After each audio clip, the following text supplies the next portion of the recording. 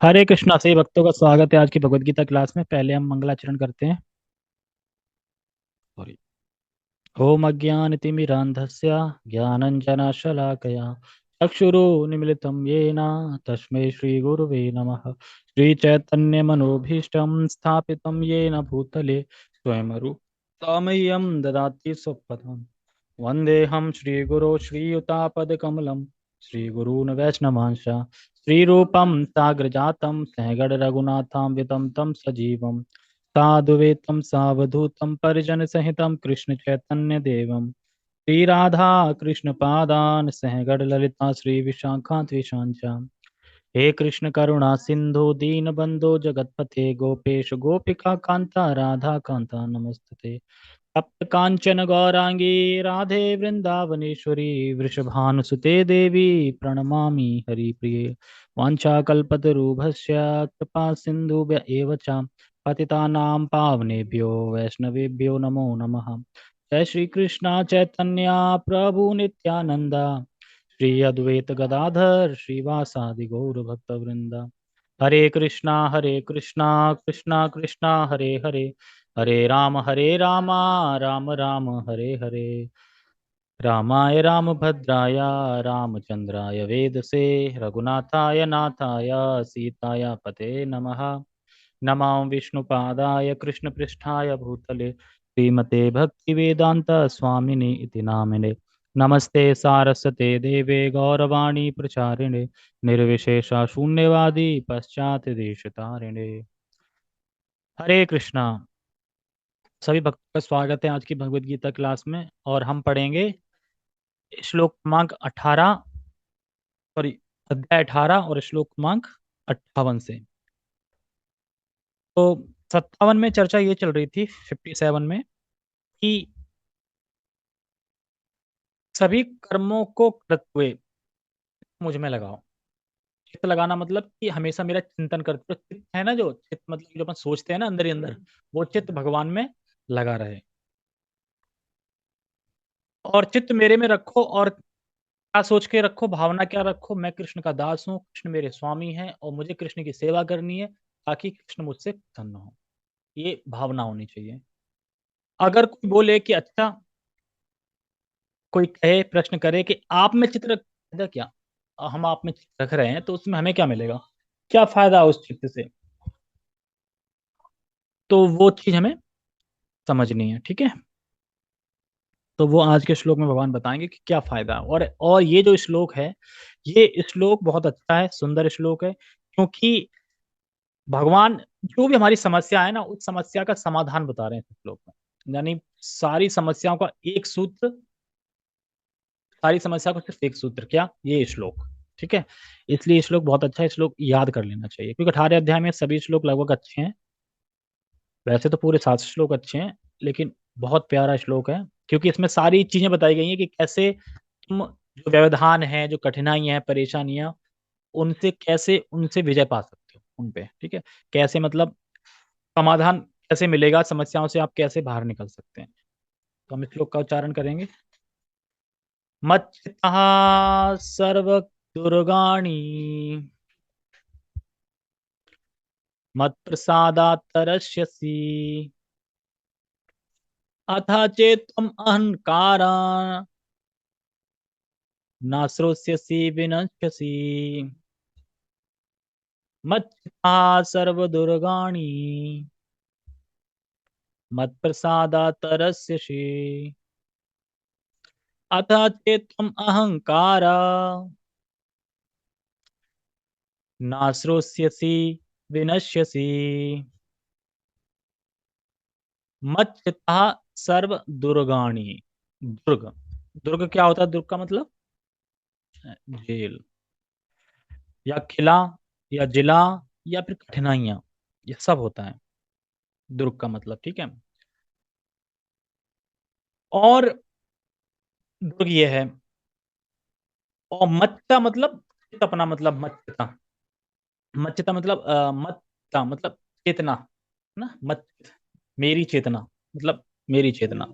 तो मत चेतना मत चिता सर्व दुर्गाणी। अगर तुम चित्त को मुझ में रखते हो, पहले में पूछा था ना, अगर मैं आपको अपना आपके उसमें रखता हूँ चिंतन में, तो मुझे क्या मिलेगा? तो भगवान कह रहा है अगर तुम चित्त मुझ में रखते हो, तो आप हर प्रकार की बाधा से, तुम हर प्रकार की बाधा से मुक्त हो जाओगे। इसलिए कह रहे हैं मत्ता सर्व दुर्गाणी। अगर तुम जो जो ये दुर्ग है, जो ये जगत है, और जो कठिनाइयां हैं, जो परेशानियां हैं, जो व्यवधान हैं, तो इन सब से तुम दूर हो जाओगे। तो जो बाधा है, हर कोई बाधा से जूझ रहा है, भले कोई बताए ना किसी को कोई ना कोई बाधा लगी ही है। किसी को पैसे से, किसी को फैमिली से, किसी को हैप्पीनेस से, किसी को पढ़ाई से, है ना। किसी को पढ़ाई से भी, पढ़ाई की बाधा भी बहुत भयंकर होती है, लोग सुसाइड कर लेते हैं, पास नहीं हो पाते ना, सुसाइड कर लेते हैं। और उनसे पूछो पिछले जन्म के जो तुम थर्ड आए थे, उसकी टेंशन नहीं है ना, उसकी टेंशन नहीं, वो भूल गए। तो ऐसे ये भी भूल जाओगे, तो इसीलिए ये सब टेम्परेली होता है, इस पे टेंशन नहीं लेनी चाहिए। टेंशन लेनी चाहिए कि मैं भजन नहीं कर पा रहा हूँ भगवान का। हनुमान जी क्या कहते हैं? जो प्रातः सवेरे मेरा नाम लेता है ना, मैं कहता हूं उसे खाना भी ना मिले पूरे दिन। जो ले प्रातः नाम हमारा, उसे मिले ना उस दिन आहारा। ऐसे करके एक श्लोक आता है। तो हनुमान जी क्यों ऐसा कह रहे हैं कि तुम मेरा कोई नाम लेगा तो उसे आहार ना मिले दिन में? हाँ हाँ, वो कह रहे हैं प्रभु जी का लो ना, मैं किसका ले रहा हूँ? राम का, तो राम का लो, मेरे श्री राम, मेरे प्रभु जी का नाम लीजिए। ठीक है। शिव क्या कह रहे हैं? शिव महामंत्र जपते हैं, राम राम जपते हैं। हाँ बिल्कुल, सब लिखा है, सब वेदों में सब जगह लिखा है। जो उपनिषद है ना, जो वेद है मतलब, तो उस वेद में ऋग्वेद, सामवेद, अथर्ववेद, सब में कहीं ना कहीं है, श्लोक सब मिल जाएंगे, जिसमें कि शिव बताते हैं कि मैं किसकी करता हूँ प्रार्थना। यहाँ तक कि हम महात्मा पढ़ते हैं भगवत गीता का, तो कौन बताता है? शिव जी गौरा पार्वती से बोलते हैं, बताते हैं ना, भगवान का नाम लेना चाहिए। तो इस तरीके से शिव हो, चाहे देवी हो, चाहे दुर्गा हो, चाहे गणेश हो, सब क्या बोल रहे हैं? यहाँ तक कि साईं बाबा भी क्या बोल रहे हैं? सबका मालिक एक है, लेकिन लोगों ने उनको ही मालिक बना दिया है, वो गलत फहमी है। इस तरीके से कबीर क्या कह रहे हैं? भजो कृष्ण, कृष्ण का नाम लो, कबीर भी यही बता रहे हैं। सूरदास क्या बता रहे हैं? मीराबाई किसका नाम भज रही है? सब कृष्ण का ही भज रहे हैं, कृष्ण विष्णु। प्रहलाद महाराज ने क्या भजा? ओम नमो भगवते। और ध्रुव महाराज ने क्या भजा? मतलब इन सबसे पता चल रहा है कि जितने भी भक्त हैं, वो सब किसकी भक्ति कर रहे थे? विष्णु या कृष्ण? इन्हीं की तो कर रहे थे ना। ये भी लोग नहीं समझ पा रहे। तो कहने का मतलब ये है कि जो भी कोई बाधा से जूझ रहे हैं, उससे छुटकारा मिल जाएगा। इसीलिए आगे ऐलान कर रहे हैं, छुटकारा मिल जाएगा। अगर हरि भक्ति, अगर हम भक्ति करते हैं, तो इंद्रिया क्या है, जब हम भक्ति करना स्टार्ट करते हैं तो हमारी इंद्रियां और स्टिक हो जाती हैं, भोग की तरफ खींचने लगती हैं। क्योंकि पहले भोग की तरफ खींच रही थी, हमें पता ही नहीं था कि हमारी इंद्रियां भोग की तरफ खींच रही हैं, क्योंकि हम जानते नहीं थे भोग क्या होता है। और जब हम भक्ति में आए तो पता चला चाहिए भोग है। अब पता चल रहा है कि इंद्रियां किस तरीके से हमें अपने भोग की तरफ खींच रही हैं। तो ये बाधा है ना खींचना, तो उन सब बाधाओं से भगवान बचाते हैं। इसलिए भगवान कह रहे हैं मत था सर्व दुर्गाणी। जितने भी दुर्ग हैं, जितनी बाधाएं हैं, जितनी भी कठिनाइयां हैं, परेशानियां हैं, तो लेकिन अगर तुम मेरा चित्त लगा के रखते हो, तो इन सब से छूट जाओगे। ठीक है। कह रहे हैं अगर भगवान में भगवान में चित्त रखेंगे, तो भगवान की कृपा से, तो कृपा कौन सी कृपा है? प्रसाद वाली। एक दिन बताया था, प्रसाद, भगवान का प्रसाद मिलता है। प्रसाद क्या है? कृपा। तो बता रहे हैं मत प्रसाद तरस्यसि। अगर तुम अपने चित्त को मुझ में रखते हो, तो भगवान की कृपा से सारे दुर्गों को हम पार कर जाएंगे। कौन से दुर्ग हैं? काम, क्रोध, लोभ, ये क्या है? ये दुर्ग हैं। सब दुर्गों को पार कर जाएंगे। जितने भी प्रकार की बाधा है, तुम तर जाओगे उनसे। इसलिए करें मत प्रसादा तरस्यसि। तो पहली लाइन में भगवान ये बोल रहे हैं कि जो मुझ में चित्त लगा के रखता है, वो सारी परेशानियों से निकल जाएगा, तर जाएगा, पार हो जाएगा। लेकिन चेत्वम अथ चेत्वम अहंकारा न श्रोष्यसि विनश्यसि। क्या कह रहे हैं? अगर तुम मेरी बात नहीं सुनोगे, अगर तुम मुझे नहीं सुनोगे, तो तुम विनष्ट हो जाओगे। विनश्यति मतलब तुम कहीं के नहीं रहोगे, भक्ति में पूरे पूरे विनष्ट हो जाओगे। आपको ये बोले अच्छा, आप तो ऐसे बोले अगर मैं आपकी बात नहीं सुनूंगा मैं विनष्ट हो जाऊंगा। आप कौन है? मैं आपकी बात क्यों सुनूं? कोई क्वेश्चन कर सकता है ना। भगवान बोले ना, अगर तुम मेरी बात नहीं सुनोगे तो तुम विनष्ट हो जाओगे। अच्छा क्यों, ऐसा क्या है तुम में? मैं किसी और की बात भी तो सुन सकता हूँ, आपकी बात ही क्यों सुन? तो सेकंड लाइन में आप बता रहे हैं, अथा चेतम अहंकार। अगर नहीं करोगे, मतलब अगर तुम मेरी बात नहीं सुनोगे, तो मुझ में नहीं लगाओगे और अपने मनमान की करो, अपने मनमानी करोगे, किससे? अहंकार वश, इसलिए आ रहा है अथा चेतम अहंकार। अहंकार वश तुम ये सोचोगे मैं सब जानता हूं, मुझे सब पता है, और वास्तव में इस दुनिया में है भी, सबको सब पता है। जैसे कि आज ही फलाना फलाना, आज हमारे ऑफिस में मीटिंग चल रही थी, तो नीट पे चर्चा चल रही थी, चिकन पे चल रही थी चर्चा, मतलब खूब 1-2 घंटे चली है।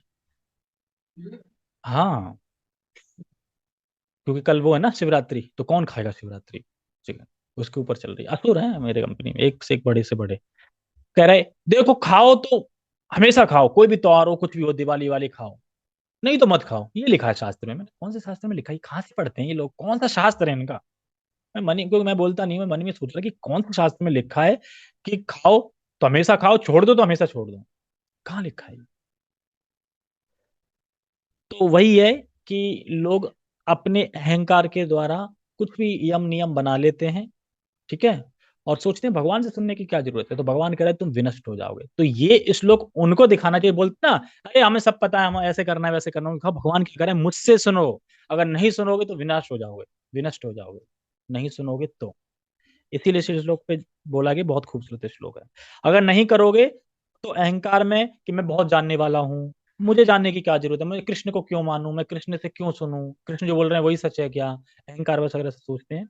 तो कह रहे हैं तो इस कारण से न श्रोष्यसी, नहीं सुनोगे तुम अगर मेरी बात को, तो कह रहे हैं विनश्यसी, तुम विनाश को प्राप्त करोगे। तो यानी भगवान खुल्लम खुल्ला बोल रहे हैं कि सुनो मैं जो बोल रहा हूँ, क्या तो पूरी भगवत गीता सुनो ना, भगवत गीता भगवान ने बोली है, उसको सुनो, अगर उसको तुम नहीं सुन रहे हो, मान नहीं रहे हो, तो तुम विनष्ट हो जाओगे। भौतिकता में नहीं, आध्यात्मिकता में विनश्यति। भौतिकता में तो हो सकता है फल फूल रहे हो, आप खूब पैसे हों, फल फूल रहे हो, लेकिन आध्यात्मिक जीवन में बिल्कुल विनष्ट हो जाओगे। और अगर आध्यात्मिक जीवन में विनष्ट हो गए, विनाश को प्राप्त हो गए, तो फिर वही जन्म मृत्यु चक्कर में फंसे रहोगे, इस तरह से। इस श्लोक समझ में आ गया? पहली लाइन में क्या है, भगवान अच्छा बता रहे हैं कि देखो तुम चित्त को लगाओगे तो सभी दुर्गुणों से छुटकारा पा लोगे, मत प्रसादा, मेरी कृपा से, ठीक है, सारा कुछ। फिर कह रहा है अगर तुम मेरी बात नहीं सुनते हो, अहंकार बस ये सोचते हो मैं सब जानता हूँ और मैं अपने हिसाब से करूंगा, और तुम अगर नहीं सुनते हो मेरी बात, तो विनश्यसी, विनाश को प्राप्त हो जाओगे। आपको समझ में आ गया श्लोक? बताओ।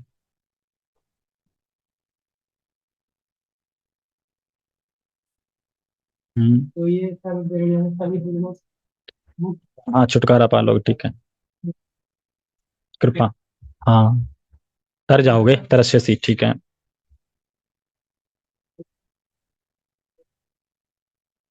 मतलब तुम अगर अहंकार से करोगे कुछ अपनी, मतलब मैं जानता हूँ, अहंकार वश ये सोचोगे मैं ही करने वाला हूँ, मैं सब जानता हूँ, मैं क्यों सुनूं? एक्चुअली हम सब जानते तभी तो नहीं सुनेंगे ना दूसरे की। अगर हम जानते नहीं तो सुनेंगे, जानते तो क्यों सुनेंगे? कभी कभी ऐसा होता है ना कि हम लेक्चर सुनते हैं और हमें वो वाली कथा स्टार्ट होगी जो हम जानते हैं पूरी, तुम्हारा मन डाइवर्ट हो जाता है इधर, ये तो पता है ना, ये तो पता है, लेकिन बार बार सुननी चाहिए, ताकि बार बार बार बार बार बार सुनेंगे तो बैठेगी। जैसे कि अब मैंने क्या सोचा है, जब भी आविर्भाव दिवस आते हैं, तिरुभाव दिवस आते हैं, तो हम वही कथा रिपीट रिपीट किया करेंगे, तो धीरे धीरे सब सेट हो जाएगा कि नरोत्तम दास ठाकुर जैसे याद आएगा, हाँ वो कथा, क्योंकि हर साल वही करेंगे ना, हर साल, तो बैठ जाएगा, है ना। जीव गोस्वामी बैठ जाएगा, सड़ गोस्वामी बैठ जाएगा, नित्यानंद प्रभु बैठ जाएंगे। इस तरीके से बार बार बार बार, और इसको में यही तो हो रहा है, हर साल जब आते हैं तो हर साल ग्लोरिफिकेशन ही तो होता है उनका, वही चीजें बताई जाती है, कैसे जन्म हुआ, कैसे प्रकट हुआ, कैसे प्रचार किया, और कैसे अंतर्धान हुए, ये सब चीजें बताई जाती हैं। तो ये इसीलिए बताई जाती है ताकि वो दिमाग में बैठ जाए। तो आगे बढ़ते हैं।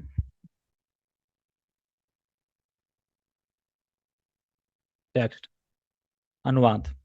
यदि तुम मुझसे भावना भावित होगे, यानी मुझ में लगा के रखोगे, तो मेरी कृपा से तुम बद्ध जीवन के सारे अवरोधों को लांग जाओगे, यही तो बोल रहे थे पहली लाइन में। दूसरी में क्या बोले, लेकिन यदि तुम मिथ्या अहंकार वश ऐसी चेतना में कर्म नहीं करोगे और मेरी बात नहीं सुनोगे, तो तुम विनष्ट हो जाओगे। तो यही भगवान कह रहे हैं यहाँ पे कि अहंकार वश, जैसे कि अहंकार वश अर्जुन क्या सोच रहे थे, अपने क्षत्रिय धर्म से नीचे जा रहे थे या मुकर रहे थे, क्षत्रिय धर्म को छोड़ रहे थे। मैं युद्ध नहीं कर सकता, मैं अपने क्षत्रिय धर्म को नहीं निभा सकता, मैं समझता हूँ कि मैं जंगल चला जाऊँ वो मेरे लिए श्रेष्ठकर होगा। तो यानी अहंकारवश अपने सोच रहा है कि मैं जो सोच रहा हूँ ना वो सही है। तो इसी को अहंकारवश, वैसे तो अर्जुन तो भक्त हैं, मतलब हमें समझाने के लिए ऐसा कर रहे थे। और ऐसे ही जब कुछ भक्त पर कोई सेवा आती है और कोई सेवा में लग गए और सेवा में कोई कठिनाई आ गई, तो दूर चले जाते हैं, हम जा रहे हैं सेवा वेवा छोड़ के, अकेले अकेले जा रहे हैं, हम अकेले रहेंगे। और अकेले किसके संग रहेंगे? परमात्मा के संग। किसके संग रहेंगे अकेले? माया के संग। माया तो हमेशा रहती है ना। परमात्मा भी हमेशा रहते हैं, माया भी हमेशा रहते हैं, लेकिन हम चुनते किसको है?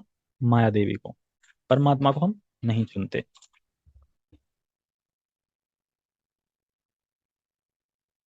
नष्ट हो जाओगे। तो भगवान कितने नम्र हैं, मतलब कितने प्रेम से समझा रहे हैं, देखो अगर तुम अपने चित्त को मुझ में लगाओगे तो तुम्हें सारे अवरोधों से मैं पार कर दूंगा, लेकिन तुम अगर मेरी बात नहीं सुनोगे ना तो तुम्हारा विनाश हो जाएगा। बड़ा नम्र भाव में बता रहे हैं ना, ऐसे प्रेम से, क्योंकि सभी भगवान के पुत्र हैं, सभी भगवान के जीव हैं। भगवान सभी से प्रेम करते हैं, इसलिए चाहते हैं कि स्वेच्छा से ये एक बार अपने मुझ में लगा ले, बस फिर मैं सारा कुछ संभाल लूँ। इस तरीके से, जैसे कि कैसे समझाऊं, हाँ ऐसे समझ सकते हैं, जैसे कि दो दोस्त हैं, और दो दोस्त से क्या हुआ कि एक दोस्त बड़ा विनम्र है, बहुत अच्छा है, और दूसरा दोस्त थोड़ा नालायक है, और गुस्सा होके चला गया कि मैं छोड़ के जा रहा हूँ, आज से दोस्ती होती मेरी, कट दोस्ती, और चला गया। अब जो पीछे दोस्त, जो नम्र भाव से जो दोस्त खड़ा है, वो ये देख रहा है कि एक बार ये पलट के तो देख ले, बस मैं इसे अपनी ओर खींच लूंगा। लेकिन वो फोर्सफुली नहीं पलटवा सकते उसको, मतलब प्रेम से, खुद की इच्छा से पलटे वो एक बार। भगवान बस यही कह रहे हैं कि एक बार तो ये इच्छा करे, एक बार तो मेरी भक्ति में लगे, फिर तो बाकी मैं सब संभाल लूंगा। लेकिन जब तक हम नहीं करेंगे तब तक भगवान न्यूट्रल बने रहेंगे एकदम। ये नहीं कि अपनी शक्ति से मोड़ लें, क्योंकि शक्ति से भी मोड़ सकते हैं, भगवान अंदर खींच सकते हैं, लेकिन नहीं खींचेंगे जब तक हमारी खुद की इच्छा नहीं होगी। खुद की इच्छा कैसे होगी? पुण्य जो हमने किए हैं पिछले जन्मों में, सुकृति मिल जाती हैं, भक्तों का संग मिल गया, कभी हरि नाम ले दिया, बोल दिया, तो सुकृति इकट्ठी जाती है, तो फिर हम इच्छा भी हो जाती है। खाली ये बोलना है, मतलब बोल रहे हैं कि अगर तुम नहीं सुनोगे तो विनष्ट हो जाओगे। अब तुम्हारी चॉइस है, तुम सुनोगे या नहीं सुनोगे। भगवान ने दोनों चीज बताई ना, सुनोगे तो तुम पार हो जाओगे अवरोधों से, नहीं सुनोगे तो विनष्ट हो जाओगे। अब तुम्हारी चॉइस है, तुम क्या करना चाहते हो, सुनना चाहते हो या नहीं सुनना चाहते हो, इस तरीके से। तो बस तो हम लोग किसी को सुविधा दे सकते हैं, किसी को भगवान के बारे में बता सकते हैं, चॉइस तो उसकी है ना, वो सुनना है उसको कि नहीं सुनना है, हम तो खाली बता सकते हैं, है ना। तो वही भगवान कह रहे हैं कि मैंने बता दिया, और वैसे भगवत गीता के लास्ट में बोलेंगे, था इच्छा सी तथा करो, जो तुम्हारी इच्छा है तुम वैसे कर सकते हो। अगर अभी भी तुम्हारा मोह दूर नहीं हुआ है, अभी भी नहीं समझा, तो मैं गीता फिर से सुनाऊं, वो सुना सकता हूँ, लेकिन इच्छा तुम्हारी है, तुम, मैंने रास्ता बता दिया, ये ऐसे ऐसे है, ये ऐसे, अब तुम्हारी मर्जी, तुम जैसा करना चाहो वैसा कर सकते हो। तो इसीलिए भगवान कह रहे हैं कि तुम सभी अवरोधों को लांग जाओगे। तो भगवान यहाँ बता रहे हैं कि तुम्हें सफलता कैसे प्राप्त होगी। तो ये सफलता का सूत्र है ये श्लोक, कैसे सफलता प्राप्त होगी। बस अपने चित्त को भगवान में लगा के रखो, और भाव रखो कि भगवान स्वामी, हम सेवक हैं, हमें उनकी उनको प्रसन्न करने के लिए उनकी सेवा करनी है, ये भाव रखो। और फिर हम एक दिन इन सभी अवरोधों को लांग जाएंगे, किसकी? भगवान की कृपा से, मत प्रसादा। इसलिए तो अर्जुन, तुम नष्ट हो जाओगे अगर तुम, युद्ध में कहते हैं ना, अगर तुम मेरी बात नहीं मानोगे तो खत्म हो जाओगे, नष्ट हो जाओगे। क्यों? क्योंकि तुम अगर यहाँ से पलायन कर लोगे, जंगल चले जाओगे, वहां जब भीख मांगोगे, भीख नहीं देंगे तो तुम तलवार उठा लोगे, फिर उसका पाप लग जाएगा, तुम्हारा अधोपतन हो जाएगा, नष्ट हो जाओगे। तो इसलिए मान लो मेरी बात। इसलिए अपनी चेतना तुम अपनी मेरी चेतना में तुम सभी बाधाओं को पार कर सकते हो। यानी जो भी बाधा तुम्हें दिख रही ना, ये मेरे पितामह हैं, ये मेरे भाई है, ये मेरे सगे संबंधी हैं, कैसे वध करूं इनका, तो सभी चीजों का विरोधों को पार कर जाओगे। तो जो गीता नहीं मानता है वह क्या हो जाएगा? विनष्ट हो जाएगा। क्योंकि गीता में तो कह रहे हैं भगवान सुनो, और हम गीता नहीं मान रहे हैं, तो क्या होगा? हमारा विनाश निश्चित है। और इसमें एक शब्द आया है, सर्व दुर्गाणी। सर्व दुर्गाणी मतलब कि ये बहुत कठिन होता है। जैसे कोई दुर्ग है, उसे पार करना बहुत कठिन है। जैसे जेल ले लो, जेल को अगर कोई कैदी है जेल में, तो वो आसानी से छूट सकता है उसमें, मतलब भाग सकता है चोरी चुपके?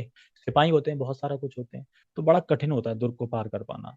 अगर मान लो कि उसी प्रकार से अगर ये जो दुर्वासा दुर्वासा रूपी जो दुर्ग है हमारे, मतलब कि जो अपने छह नर्क, जो काम क्रोध लोभ, अंदर के दुर्ग, तो इनको पार करना कितना कठिन होगा। तो भगवान की कृपा से ही हम इनको पार कर सकते हैं। अगर हम सोचे कि हम अपनी कृपा से छह नर्क को पार कर लेंगे तो नहीं कर पाएंगे। बस हमें तो भगवान के लिए सेवा करनी है, प्रयास करते रहना चाहिए, प्रयास करते करते भगवान प्रसन्न हो जाएंगे और खुश हो जाएंगे। जैसे यशोदा माता जब भगवान को बांध रही थी तो नहीं बांध पा रही थी, नहीं बंधूंगा, इसलिए नहीं बंधूंगा। तो यशोदा माता हैरान हो गई, पसीना टपकने लगा, ठीक है बंध जाता हूँ, तो फिर बंध गए। तो जब कृपा हम जब करते हैं प्रयास, तो भगवान की फिर कृपा मिलती है, कृपा से फिर वो बंध जाते हैं इस तरीके से। तो भक्तों को भी चिंता नहीं करनी चाहिए, जॉब छोड़ देनी चाहिए, घर में लेट जाना चाहिए, सब कुछ भगवान करे, इस चीज की टेंशन नहीं, उस चीज की टेंशन की नहीं बोल रहे हैं। तो भक्तों को चिंता नहीं करनी चाहिए, मतलब भगवान को अपना चित्त, भक्तों को अपना चित्त भगवान में लगाना चाहिए, सेवा करनी चाहिए। बाकी जो अवरोध आ रहे हैं ना, उनमें चिंता नहीं करनी चाहिए, हाँ यार ये हो गया, वो सब भगवान अपने आप खत्म करते जाएंगे। मान लो कि तुमने पूरा जीवन दुखी से जिए, मान लो दुख जिए, अवरोध रहे, लेकिन धाम मिल गया, तो कोई नुकसान है? सोचो, क्षण भर का जीवन है, अगर हम शाश्वत टाइम से देखें तो क्षण भर का जीवन है, उसमें तुमने दुख को झेल लिया, लेकिन शाश्वत जीवन मिल गया तुम्हें। क्योंकि हम ये सोचते हैं कि हम यहाँ पे माला कर रहे हैं, ये सब कर रहे हैं, यही वहां भी करना है, कब भी करना है। क्योंकि हमें अभी रस नहीं मिल रहा है, अभी आनंद नहीं मिल रहा है कि इसमें सुख कितना है। जब हम उस रुचि लेवल पे पहुंच जाएंगे और सुख का अनुभव होगा, तो कहेंगे यार ये कितना बढ़िया है, जिंदगी यही करना चाहिए। तभी ये कर पाएंगे ना वहां पे। हम एक ही चीज हमेशा तब कर पाएंगे वहां पे, शाश्वत हमेशा के लिए। बहुत सबसे आनंद भरी चीज होगी तभी तो उसको कर पाएंगे। सबसे आनंद भरी चीज यही है, क्यों? क्योंकि भगवान के नाम में इतना आनंद है, क्योंकि अभी भगवान ने वो आनंद छुपा रखा है। जब हम उस लेवल पे पहुंच जाएंगे, जब वो भगवान अपना आनंद प्रकाशित करेंगे, तो हम समझ पाएंगे भगवान के नाम में कितना आनंद है। इसीलिए नहीं बोलते हैं आचार्य, करोड़ों करोड़ों मुख होते हैं मेरे भगवान के गुणगान के लिए। क्यों बोल रहे हैं? आनंद आ रहा है तभी तो बोल रहे हैं, पर हमें आनंद नहीं आ रहा है। क्यों? क्योंकि हमारे अभी अनर्थ निपटे नहीं है, जब निपट जाएंगे तब आएंगे। तो इस प्रकार से ठीक है। और इसमें कह रहे हैं कि भक्तों को चिंता नहीं करनी चाहिए, क्योंकि भक्तों के मित्र है भगवान, कहते हैं ना हितैषी। तो फिर चिंता क्या की, मित्र है ना भगवान, हम भक्ति कर रहे हैं, भगवान मित्र है हमारे, फिर किस चीज की टेंशन है? मान लो कि अगर किसी का कोई पुलिस ऑफिसर बहुत बड़े लेवल पर वो मित्र हो, उसे फिर चोरी चपाटे किसी चीज में डर लगेगा उसको? मतलब वैसे पता है ना उसको, फंस जाएगा तो अरे मेरा मित्र है ना, छुड़ा लेगा मुझे। क्यों? अरे ऊंची पोस्ट पे है भाई, उसके भगवान कितनी ऊंची पोस्ट पे है। सोच के देखो, हम ऐसे वैसे किसी चीज की भक्ति नहीं कर रहे हैं। यहाँ पे लोग दास बनते हैं या तो अपने मन के, अपने इंद्रियों के, या फलाना फलाना यहाँ बड़े किसी राजनीतिक या किसी व्यक्ति के। लेकिन हम किसके दास हैं? वो कौन है? लक्ष्मीपति, सबके कारण। हम उनके दास हैं, तो हमें गर्व नहीं होना चाहिए? हम तो सबसे ऊंचे के दास हैं ना, ये सब तो छुटके नीचे हैं। इस प्रकार से तो यही बता रहे हैं यहाँ पे कि हमें केवल स्वीकार करना है, हर पल हम भगवान पे आश्रित हैं, ये हमें स्वीकार करना है। और भगवान अपने को देते हैं, तो फिर भगवान अपने को अपने आप को देते हैं, मतलब अपना नाम का सुख देते हैं। अपने आप को देने का मतलब भगवान अपने नाम का सुख हमें प्रदान करते हैं। और परनिष्ठ भक्त का मैंने कल कुछ बताया था, परनिष्ठ भक्त का मतलब क्या होता है? हाँ, अभी परनिष्ठ भक्त की लीला ही चल रही है, मतलब आधे श्लोक में, इसमें नीचे से दूसरा है फिर। परनिष्ठ भक्त तुम बताओ क्या मतलब, परम भक्त कौन होता है?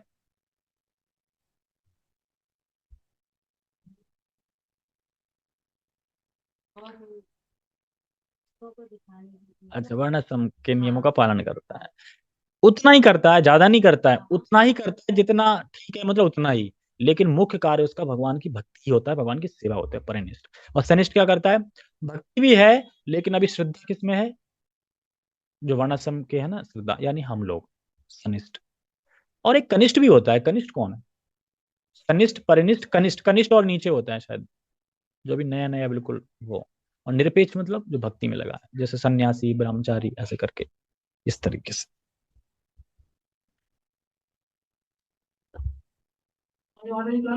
हाँ हाँ। और अगर नहीं सुनेंगे, हम सोचे हम सब जानते हैं, तो फिर हम बिना सो जाएंगे, सब हमने बता ही दिया। देखो भगवान का नाम, एक चीज और बता रहा हूँ, भगवान के नाम में सुख है, असीम सुख है। लेकिन भगवान ने छुपा के रखते हैं उस नाम को। जब हम प्रयास करते हैं भगवान को प्राप्त करने का, तो भगवान प्रसन्न हो जाते हैं। और जब भगवान प्रसन्न हो जाते हैं, तो भगवान अपने नाम का जो सुख है वो प्रकाशित कर देते हैं उसके भक्त के हृदय में। उसी को बोलते हैं अपने आप को भक्त को दे देना, मतलब अपने नाम को भक्त को दे देना। फिर भक्त उसे सुख से पागल हो जाता है, फिर कुछ नहीं होता। जैसे मीराबाई पागल नहीं हो गई थी, मतलब कि कुछ नहीं, बस एक मेरे श्याम गिरधर और कोई नहीं, इस तरीके से। तो ये चीज हमें समझनी है, ठीक है। ओके ठीक है, बाकी हम तात्पर्य कल पढ़ेंगे इसका। जगत गुरु श्रील प्रभुपाद की जय, श्रीमद् भगवद गीता की जय, निताय निताय गौर प्रेमानंदे। हरि हरि बोल, हरे कृष्णा। जैसा कि हम सभी जानते हैं, आज क्या है? आज महाशिवरात्रि भी है। तो हमें प्रे करनी चाहिए क्या? प्रभु जी ने बताई। मतलब वैसे लौकिक जो लोग मना रहे हैं वो तो आज की मना रहे हैं ना, वैसे अपने उसमें तो कल की होगी, कल की होगी, हाँ पता है, नो कल की होगी। लेकिन हम कल मीटिंग मीटिंग नहीं करेंगे, तो हम आज बोल देते हैं कि शिव जी जो हैं बहुत कृपालु हैं और बहुत जल्दी प्रसन्न होने वाले हैं। और वह अपने भक्तों पे दो प्रकार की कृपा करते हैं, एक सकपट कृपा और एक कपट, और एक सकपट। नहीं, एक तो कपट कृपा करते हैं और एक निष्कपट होता है क्या?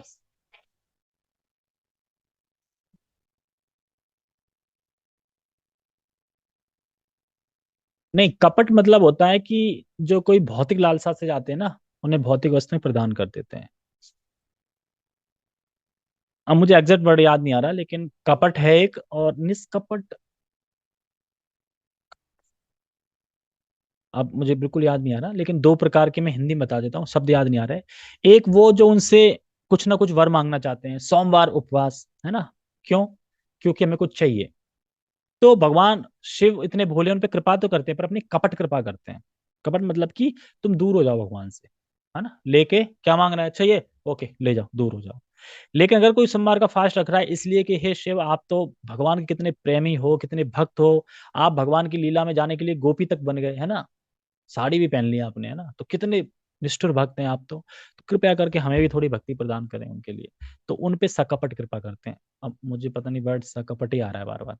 मतलब सा कपट नहीं होगा, सा है और कुछ और वर्ड है। मतलब उन्हें भक्ति प्रदान करते हैं, ठीक है। और हम देखते हैं कि भगवान की लीला में शिव का बहुत बड़ा रोल है, उनकी लीलाओं में। क्योंकि जहां भी हम धाम जाते हैं तो उनके क्षेत्रपाल कौन होते हैं? शिव जी होते हैं। जो सारा कुछ देखते हैं कि कौन आना चाहिए, कौन नहीं आना चाहिए, जो नहीं आना चाहिए एंट्री नहीं देते उनको, इस तरीके से। और जब इस जगत में नास्तिक लोग या फिर निराकारवादी लोग बहुत बढ़ गए थे, तो उनकी छटनी करने के लिए शिव को ही भेजा भगवान ने कि जाओ और मायावाद का प्रचार करो, ताकि छटनी हो जाए। भक्त कौन है, भक्त कौन है पता ही नहीं चल रहा है, वैष्णव कौन है और कौन वैष्णव के रूप में ढोंग, मतलब भेष धारण करके वैष्णव नहीं है पर वैष्णव जैसा बना है, कैसे क्लियर होगा? ठीक है, करो जाओ। तो वो शंकराचार्य के रूप में आते हैं शिव जी, और फिर ऐसी लीला करते हैं कि सब साइड हो जाते हैं, वैष्णव अलग हो जाते हैं, और जो वैष्णव नहीं है, हाँ वही निराकार भगवान बन जाओगे ये सब, तो वो अलग हो जा छटनी हो जाती है। और हम सुनते हैं कि एक बार जब भस्मासुर था ना, भस्मासुर, जो वरदान प्राप्त कर लेता है कि जिसके सर पे हाथ रखूं वो भस्म हो जाए, अब वो शिव को ही मारने चला। क्यों? पार्वती के लिए। तो किसने रक्षा की? वैसे तो लीला पॉइंट व्यू से है, लेकिन भगवान ने। तो हमें ये सोचना चाहिए कि शिव इतना प्रिय है भगवान को, कृष्ण को, कि उनके लिए मतलब कुछ भी करने के लिए तैयार है। और मतलब शिव कुछ भी करने के लिए तैयार है जो भगवान बोलते हैं, क्योंकि बहुत प्रिय है भगवान उनके। और भगवान को भी शिव बहुत प्रिय है, कि जब भी उनमें कोई विपत्ति आती है तुरंत उनकी रक्षा करने के लिए पहुंच जाते हैं। जैसे कि हम उसमें देखते हैं कि जब मंत्राचल, कौन सा पर्वत था वो, है मंद्राचल, मंद्राचल ही है ना जिसमें मंथन हुआ था। तो मंथन में हम देखते हैं कि जब विष निकलता है, क्योंकि अमृत से पहले विष निकलता है, इसी प्रकार से हम हरे कृष्ण माला कर रहे हैं, तो हरे कृष्ण से पहले क्या निकलता है? पहले विष निकलते हैं, अपने काम क्रोध लोभ ये सब निकलती हैं, बुरी वासनाएं सब निकलता है। हम सोचते हैं, ये क्या हो रहा है? भक्ति से पहले तो सब कुछ अच्छा चल रहा था, भक्ति करने लगे तब से ये हो गया है ना? तो वो सब बाहर, कचरा बाहर होता है, इसलिए दिखता है कचरा सामने। उसी प्रकार से जब विष निकला तो विष के लिए कौन मिल नहीं रहा था, तो फिर किसने कष्ट उठाया? शिव ने। उसे भी एक नीलकंठ कहला एक तरीके से। तो शिव जी की इतनी महिमा है, तो शिव जी को हमें प्रणाम करना चाहिए, उनसे आशीर्वाद मांगना चाहिए, और वो जो चाहते हैं वो करना चाहिए। और उनसे यही बोलना चाहिए कि आप कितने बड़े वैष्णव हैं, यथा शंभु हैं, तो हमें भी थोड़ा सा अंश दें कि हम भी कुछ भक्ति कर पाए, है ना? इस प्रकार से।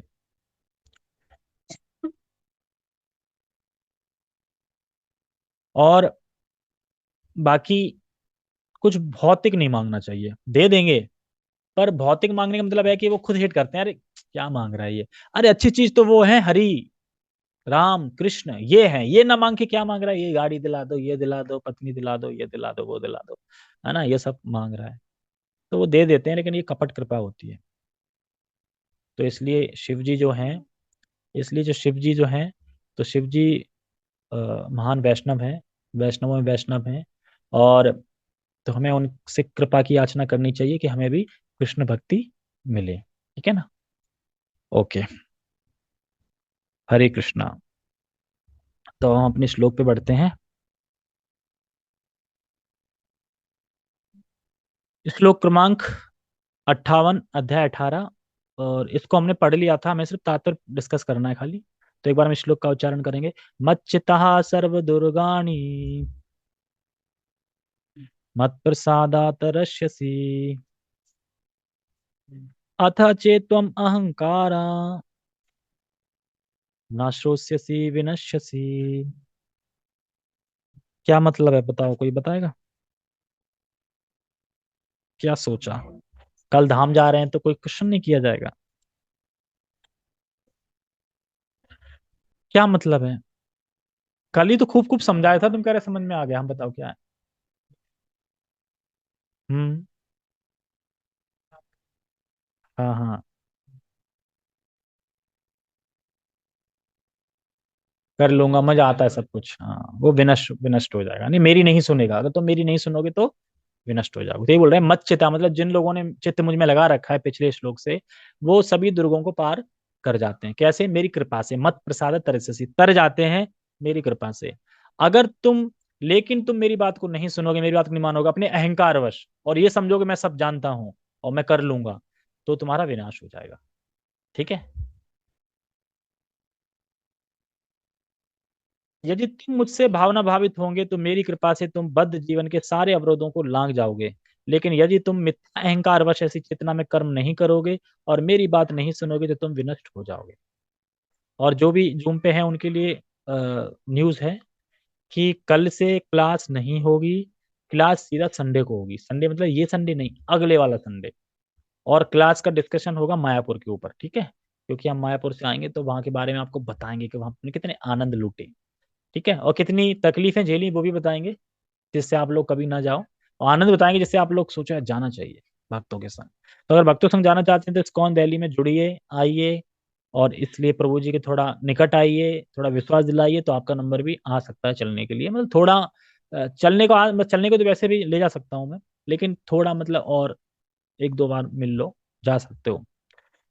जैसे आप जा रहे हो ना, तो आप कौन सा प्रभु जी को जानते हो, ज्यादा नहीं जानते, लेकिन फिर भी जा रहे हैं क्योंकि अभिषेक की वजह से, और मैंने बोला था इस वजह से। तो ले जा सकते हैं मतलब, लेकिन उन लोगों को ही ले जा सकते हैं जो हरे कृष्णा जानते हो, सोलह माला करते हो, थोड़ा बहुत जानते हो उनको। एकदम नए खिलाड़ियों को नहीं। तो नए खिलाड़ी वहां बोर हो जाए, कहेंगे ये क्या है, ये तो रोड पे दौड़ा रहे हैं बस, है ना। ठीक है, हम तो आगे पढ़ेंगे, बाकी हमने डिस्कस कर लिया था। तात्पर्य कहाँ गया।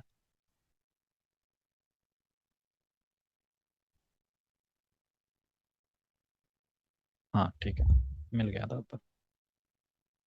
ओके, तात्पर्य। पूर्ण कृष्ण भावना भावित व्यक्ति अपने अस्तित्व के लिए कर्तव्य करने के विषय में आवश्यकता से अधिक उद्विग्न नहीं रहता।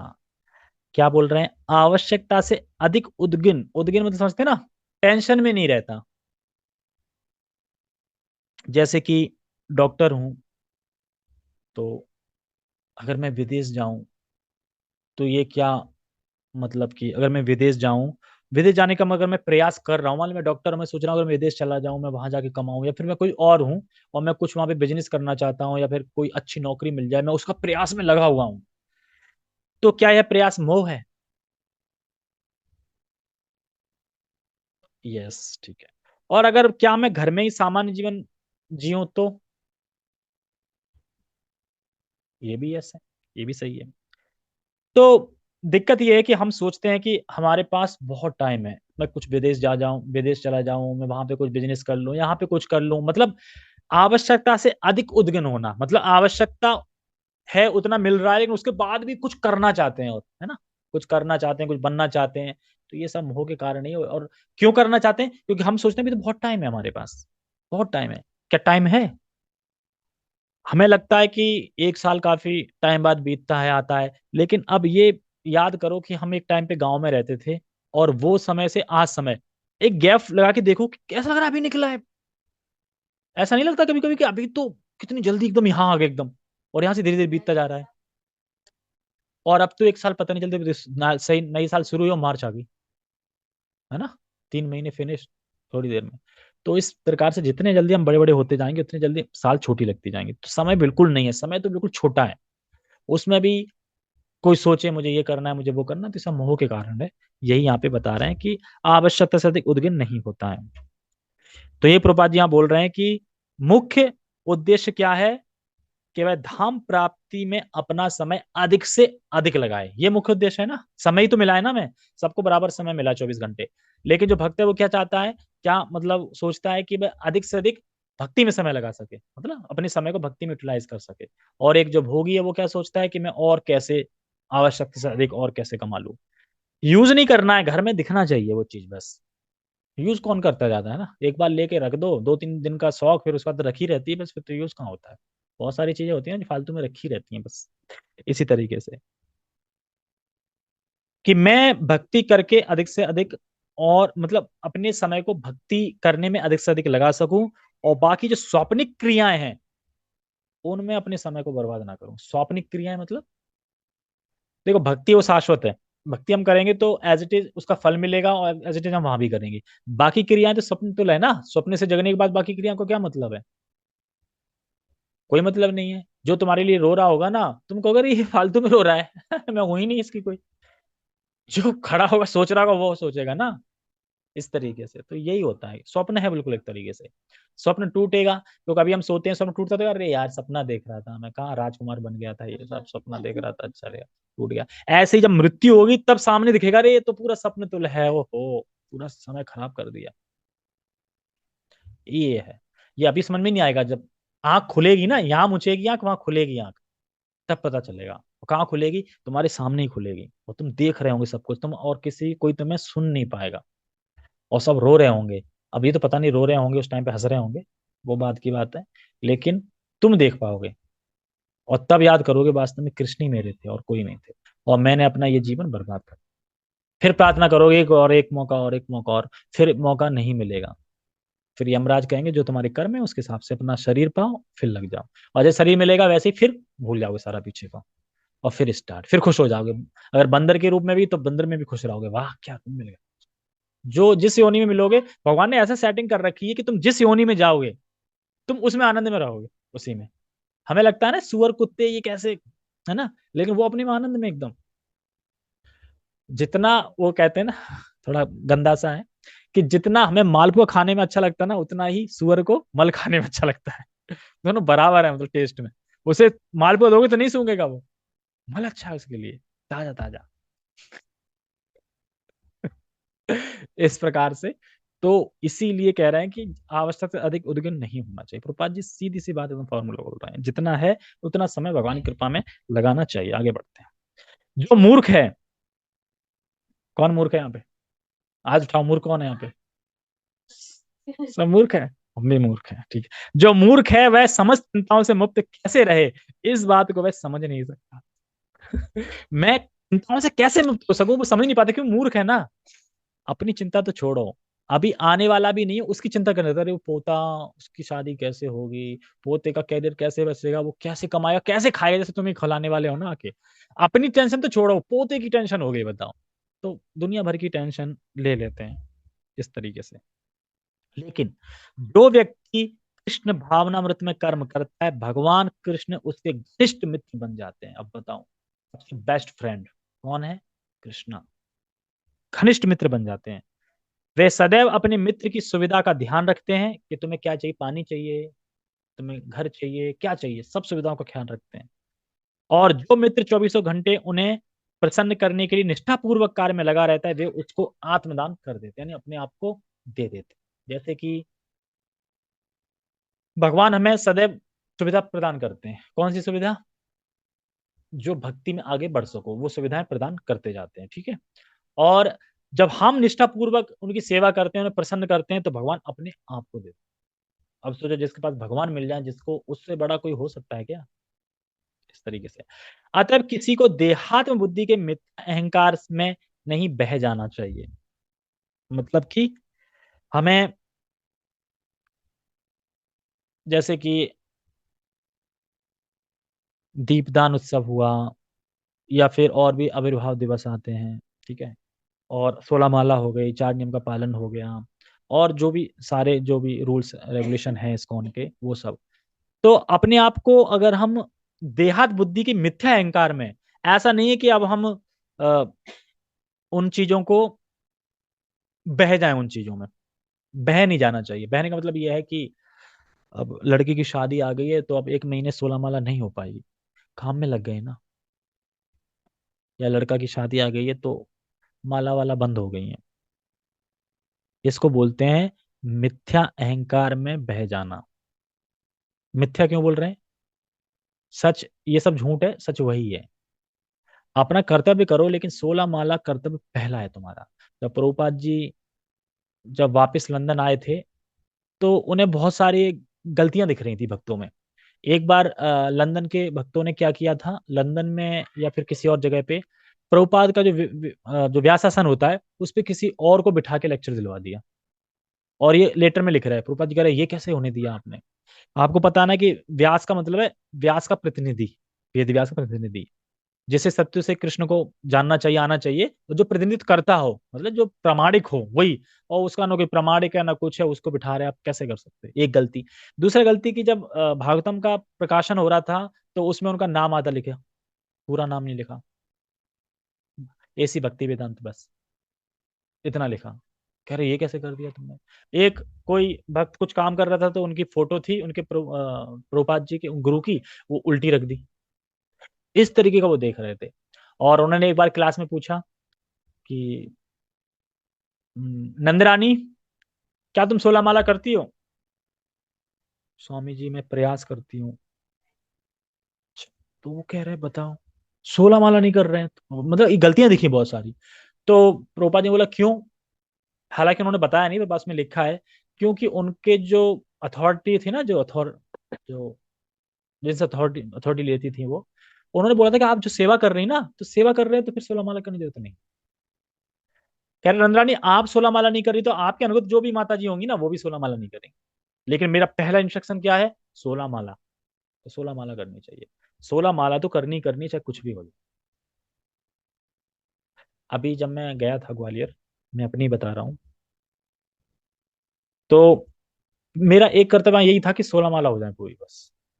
बाकी लेक्चर वहाँ पे रीडिंग हियरिंग ये नहीं हो पाती जब हम जाते हैं कहीं, लेकिन 16 माला हमें करनी चाहिए सही से।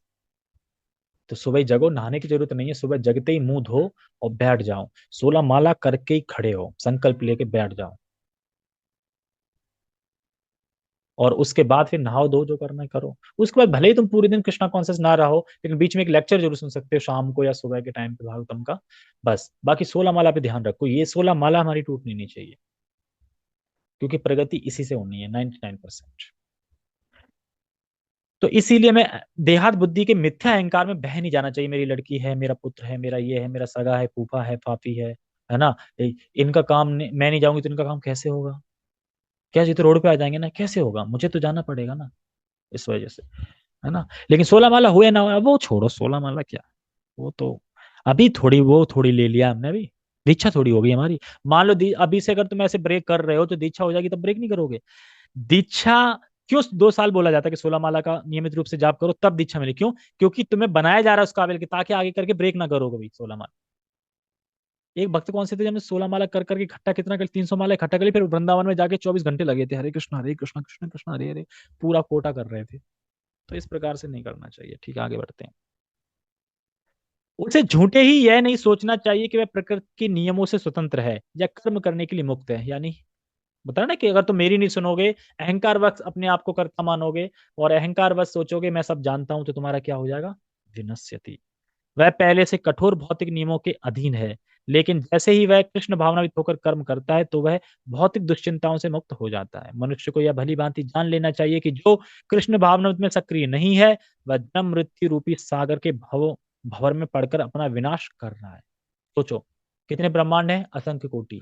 उन ब्रह्मांडों में से 14 लोक हैं। 14 लोकों में से फिर कहीं हम किसी एक पृथ्वी पे आके कोई एक मिला है शरीर मनुष्य का, उसमें भी भक्ति नहीं कर रहे हैं। सोचो, जो भक्ति कर रहे हैं वो कितने भाग्यशाली हैं, और जो भक्ति नहीं कर रहे हैं वो कितने मूर्ख हैं और इसी में भंवर में अपना आप विनाश कर रहे हैं।